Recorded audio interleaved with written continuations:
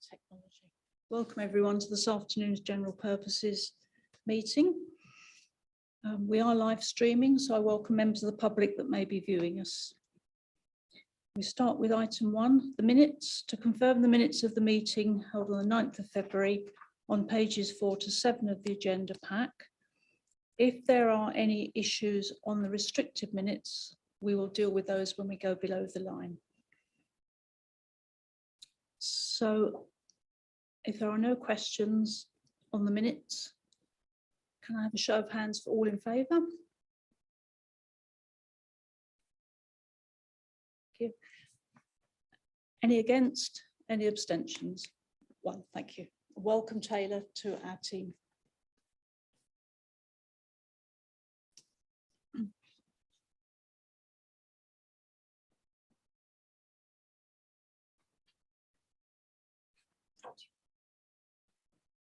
We move to item 2, apologies. I believe there is only one, Julie.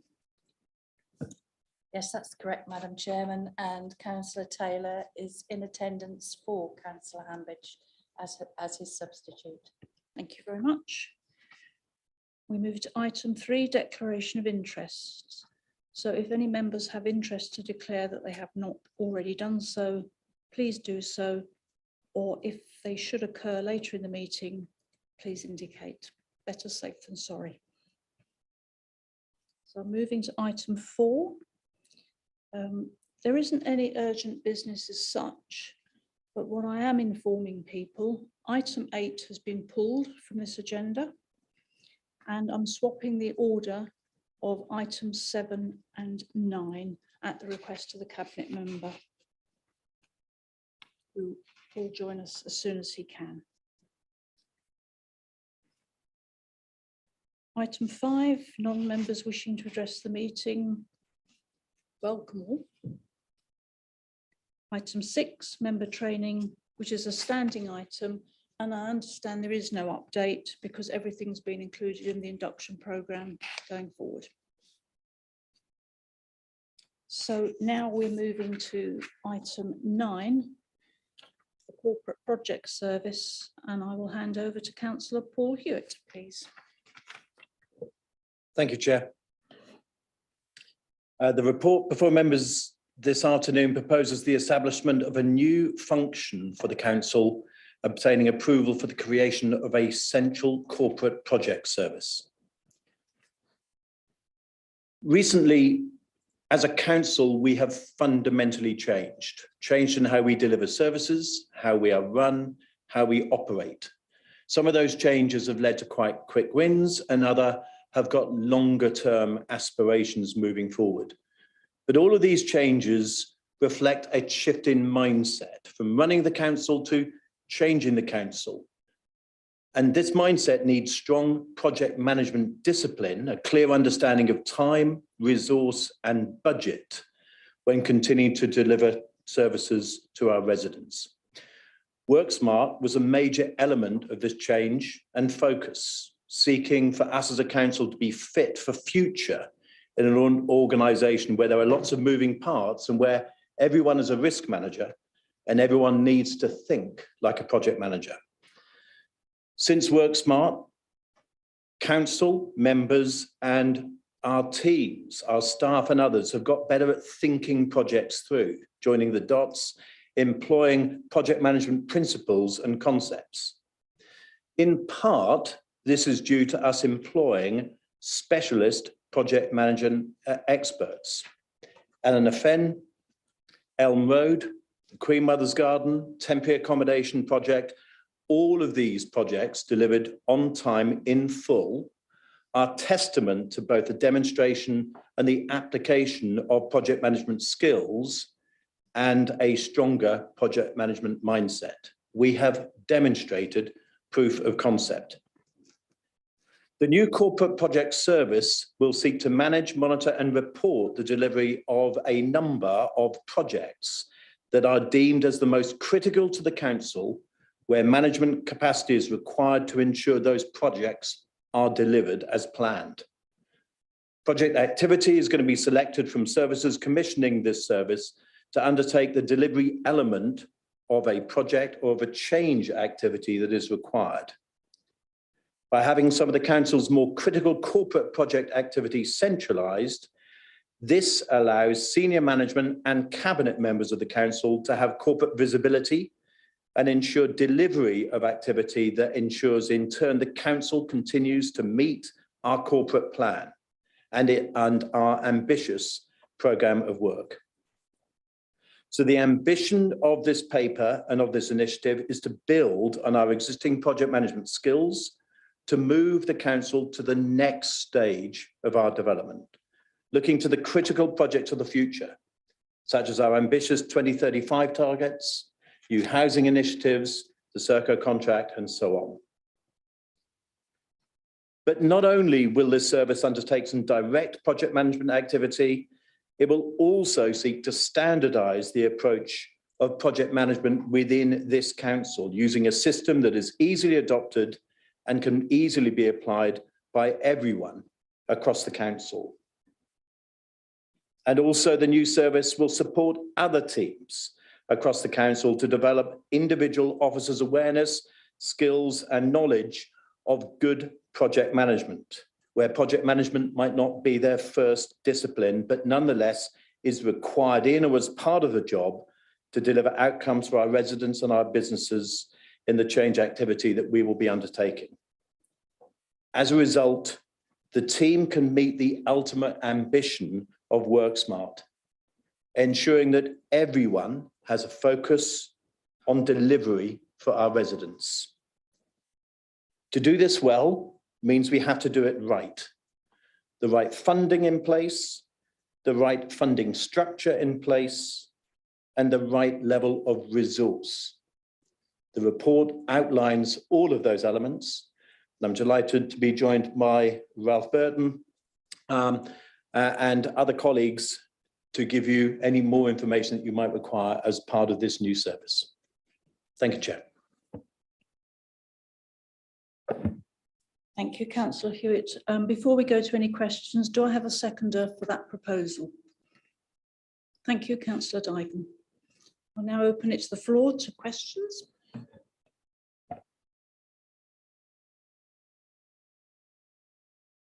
Tristan, thank you.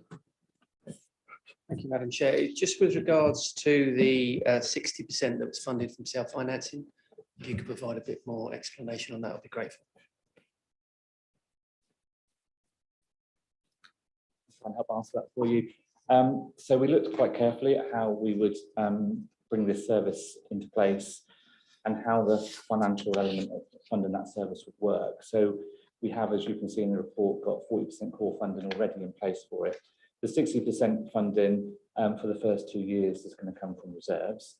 But from day one, what we are establishing as a principle for the service is that we will always seek to make sure projects are funded when they're commissioned into the service with project management resource, if that is available. That isn't always going to be available because not project activity isn't always going to come with project funding as part and parcel of that commission. But we will always try, one of the principles is to try and make sure that funding comes with project management funding. And why it's 2 years is so we can see as the service gets going and we can see those projects getting commissioned in and we can be asking for that funding to come in with those projects. We can see at the end of that 2 year what the review of that is to see whether it's managed to achieve that or not. So it will be funded 60% by reserves, but we will start to try and bring sustainable funding in from projects as they're commissioned. And that's quite right that they should do that if we're having a service that's going to be commissioned to offer support to projects that need to be delivered across the council. Can I follow up on that as well, Councillor? Not all projects have financial outcomes. We know that.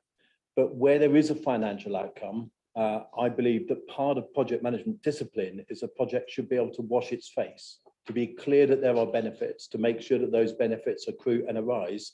Otherwise, project creep, budget challenges, all of those kind of get in the way. So taking on board the fact that the funding mix will reflect the fact that I think this concept needs a good 2 years to really actually deliver on some of our initial benefits. I think the fact that not all projects will have a financial outcome, but those that do need to be strenuously challenged and supported in such a way that the financial benefits are recognised and accrue as a result. Any other questions from the committee? Councillor Digan? Well, I think I sort of welcome this development because I think having sort of had quite a sort of involvement in both Eleanor Fen and the Market Town, the Queen Mother's Garden, both ultimately successful project. I did feel that we probably do need a more permanent sort of staff structure there, because I think a lot of the time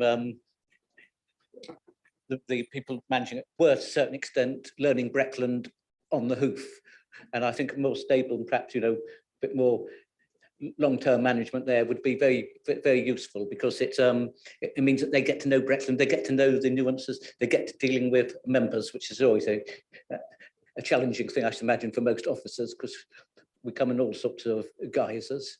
So I do welcome this, and these jobs will be, well, for 2 years at least. So it does give the staff actually some, or the staff that's picked some, how can I put it, stability. Thank you. Any other questions from the committee? Councillor Ashby? I think I know the answer, but just to check, the jump in costs from year 2 to 3 compared with year 3 to 4, what's the reasons for that?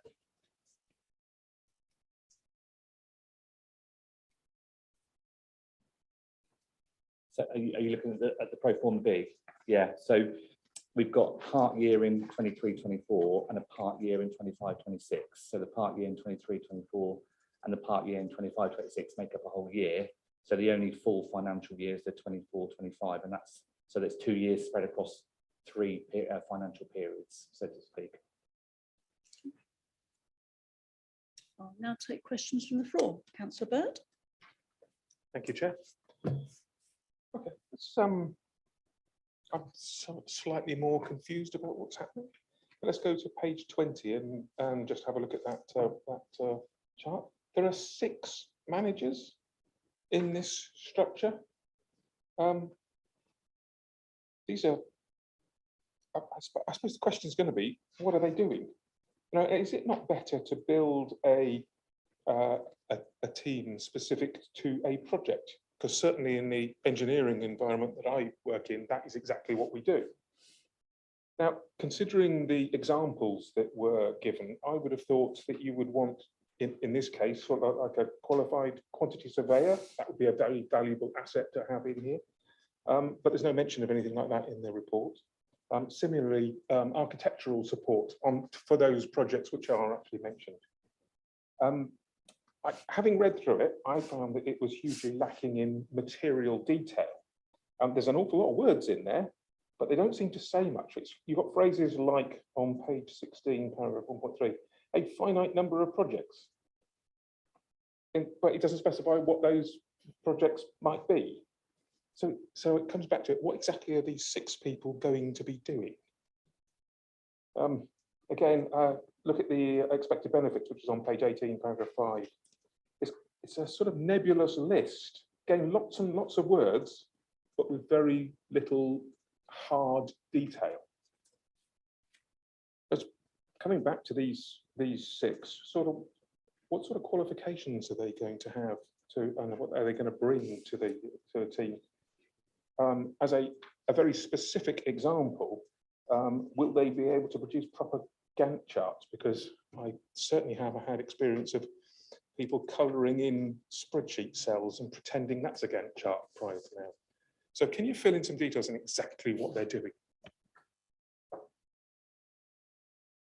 I'm happy to answer that. So I think what I've got is approach. I'll answer a question about approach, and then I'll answer a question about what they're going to work on. I think that will hopefully cover most of what you've asked. So I slightly disagree with you, because project management is a discipline on its own.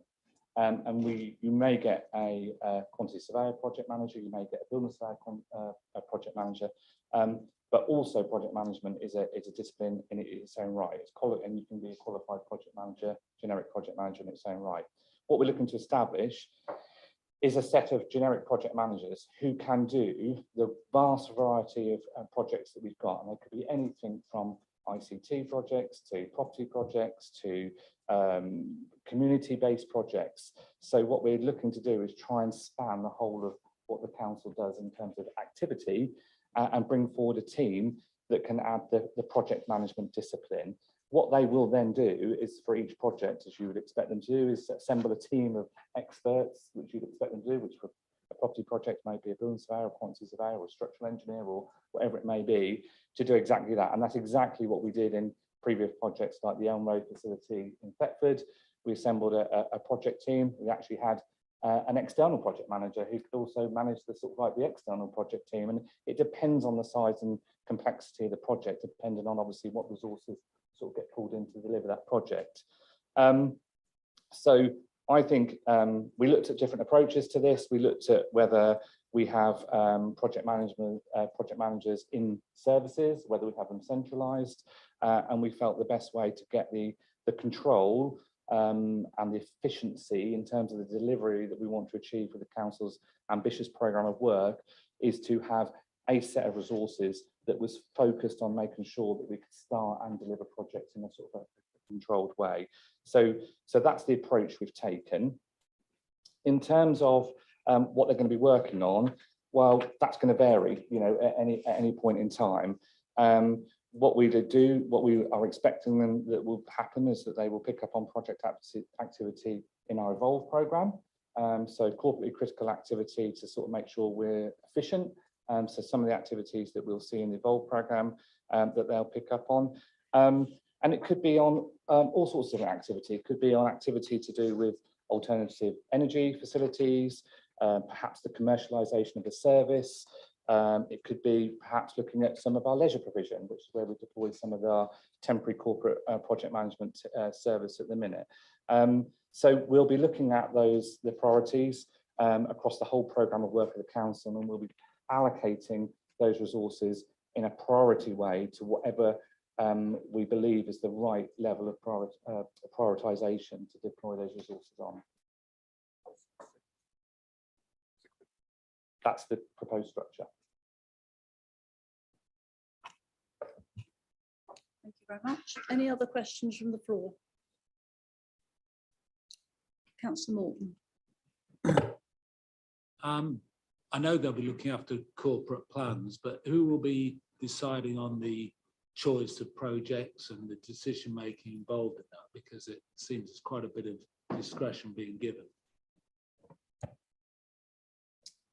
So through the Officer Internal Governance framework, we've got a programme board, and the programme board will be looking at the total programme of work that the council's got, the total project activity the council's got at any one time, and we'll be reprioritising resources in a corporate way. So that doesn't sit with one team or one officer to do that, to make sure we get corporate visibility and transparency across the whole programme.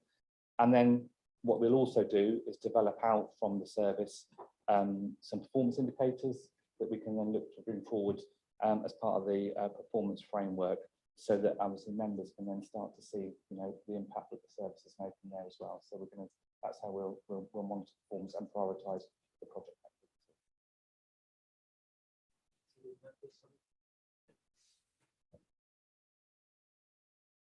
Will members have a chance to add to that prioritisation?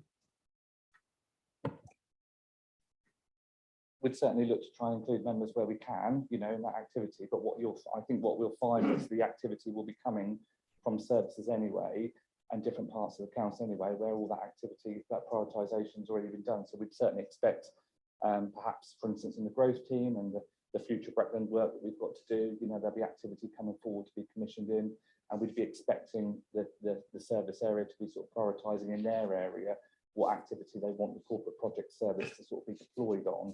So there'll be various places, I think, where members will be sort of like being able to be involved in helping to sort of structure what resources are deployed.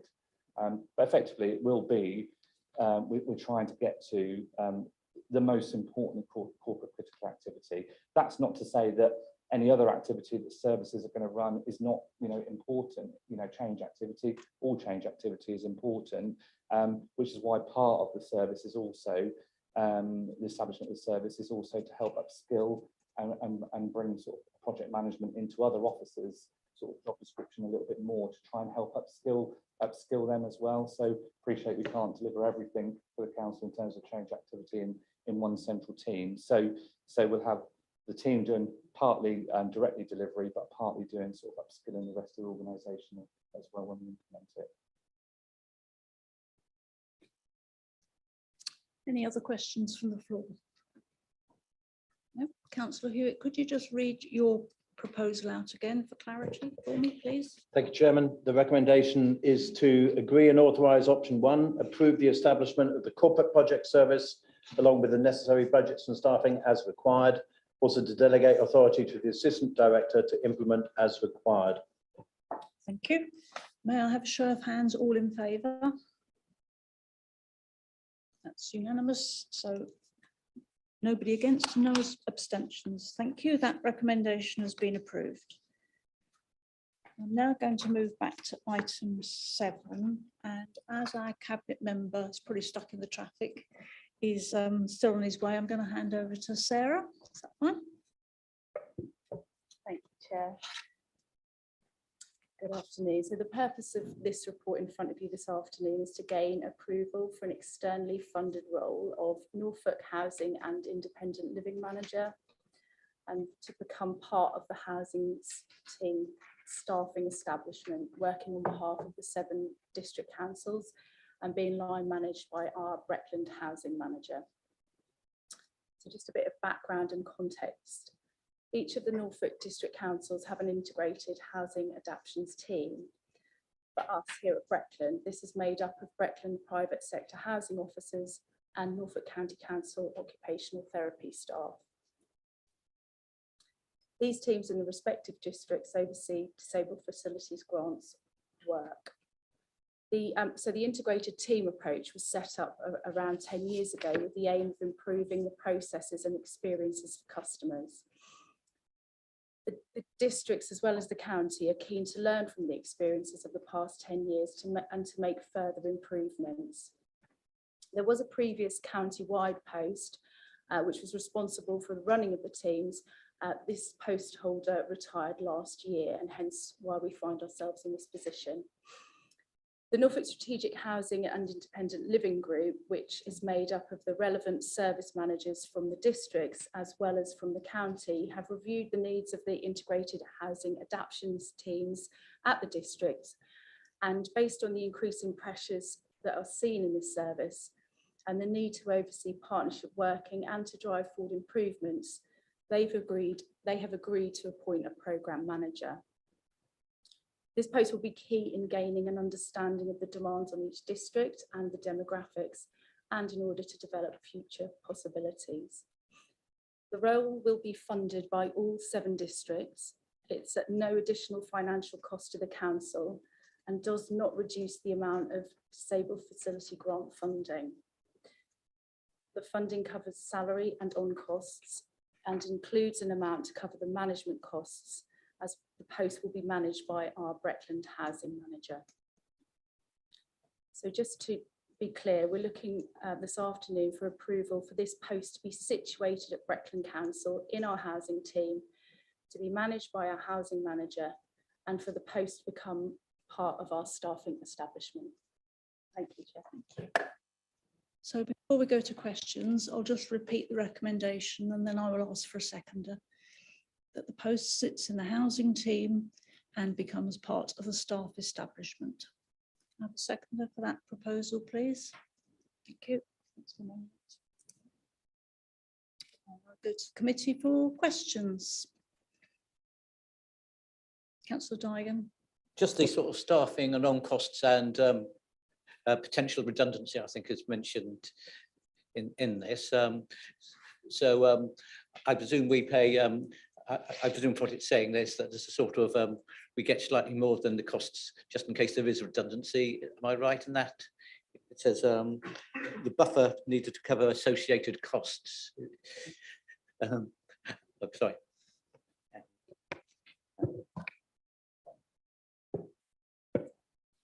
Yes, so that is correct. And there's also the additional funding to cover the line management as well. Does that also include any potential pension contributions, and pension costs?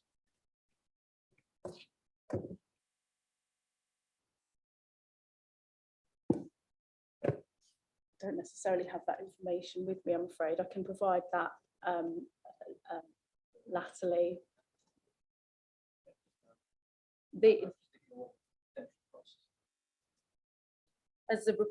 Sorry, can I come back? So the report explains that it's funded by all 7 districts. We wouldn't be expected to stump up for that, because it's a post that's appointed across all 7 districts. That we are just being asked to host it, which has obvious benefits. But I can come back with clarity around that if that would be useful. That would be useful, thank you. Any other questions from the committees? So, Councillor Dowling. Thank you. I would just like to ask it under the reasons for recommendations 3.1, it says that Breckland Council is unique in Norfolk in the situation of the Disabled Facilities Grant not being adequate for the needs of the district's population. I just wonder, how did that circumstance come about, that we are different to everyone else? I think that point is in reference to the funding that we receive, and that we find ourselves in a position where we have demand that outstrips the funding that we receive. We've managed to get all of our funding out of the door, where perhaps other districts may not have done that. So that is the point that refers to there. I would agree with what Sarah said. This was discussed at some length at overview and scrutiny this morning, and Breckland is good in the sense it uses every penny of the money it's allocated for disabled facilities grants, but other people in the room will agree with me, there's not enough money there. And the cabinet member and his team are working very hard with different agencies to try and get some more money in. Does that help? Councillor Daigan, did you have your hand Well, I up? was just going to say much the same as you're doing. Perhaps the question is not why is Breckland, why aren't other councils, perhaps in Norfolk, I believe, aren't spending their whole, allowance supposedly. And one might ask, why aren't they doing that? In the sense that I suspect they've all got needs. I imagine you could demonstrate needs in every council in this county, and I think it's almost a credit to Breckland that we've been able to spend it all. Absolutely, and that's just a point to note, because that's not what the subject of this recommendation is. Sarah.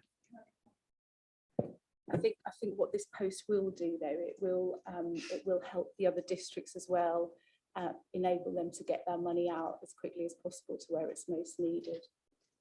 They've seen how well Breckland is doing, so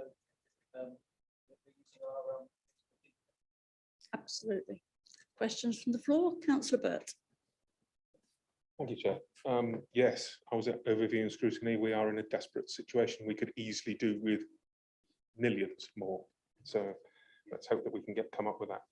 Can I, just from a point of clarification, you indicated that it doesn't actually affect the DFG grant, but on page 8, 1.7, you'll see that the report indicates that it's actually top sliced from the DFG grant before that grant is passed on. That being the case, would it help us if we funded this our part of this role from our general reserves, such that then we could receive a slight increase in our DFG grant, which is obviously so desperately needed?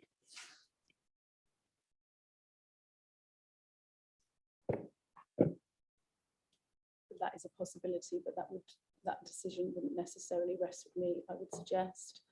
This is a situation that all districts find themselves in, and this is the way that it's been agreed through the strategic managers as a way of funding this post going forward. Thank you. Any other questions from the floor? No, so the recommendation is that the post of the Norfolk Housing and Independent Living Manager sits in the housing team and becomes part of the staff establishment. May I have a show of hands for all in favour? Unanimous. Thank you very much. That recommendation is carried.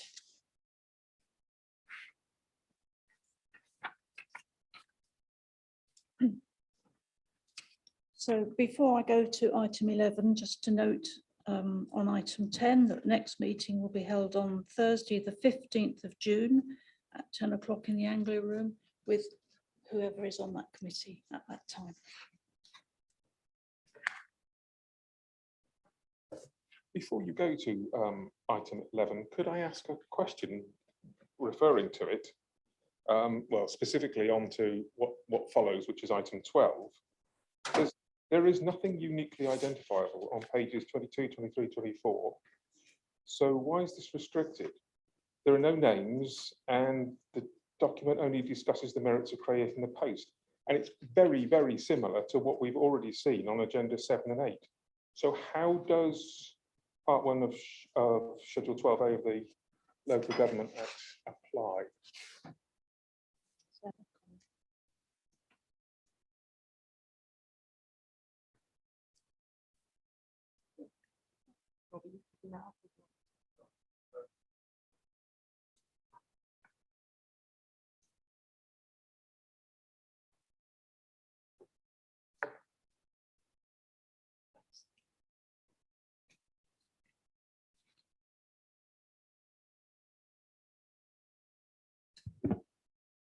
I believe from the report that an individual is identifiable. So Rob Walker is confirming that. So hence the reason why it's going below the line, and obviously there is a legal power to take it below the line, and it's for the committee to actually make that decision, and I believe Ralph's going to comment further. If I can help the committee a bit. So yeah, this is about one post. It's an existing post in the establishment that we're seeking to make permanent. And there is an officer in that post already. So because it's one post and someone's already in that post, that's why it's identifiable. So, and that's the reason we've asked this to be below the line. Thank you, Rob. Have you got anything to add to that? Yes. And I was consulted as chairman, and I absolutely agree this is the right place for it to be. So on that note, I'm going to pass the following resolution that under section 100, bracket A, bracket 4 of the Local Government Act 1972, the press and public be excluded from the meeting for the following items of business on the grounds that they involve the likely disclosure of exempt information as defined in paras 1 and 2 of Schedule 12A to the Act. Do I have a second of that proposal? Thank you, Councillor Taylor. I will ask Julie to stop streaming.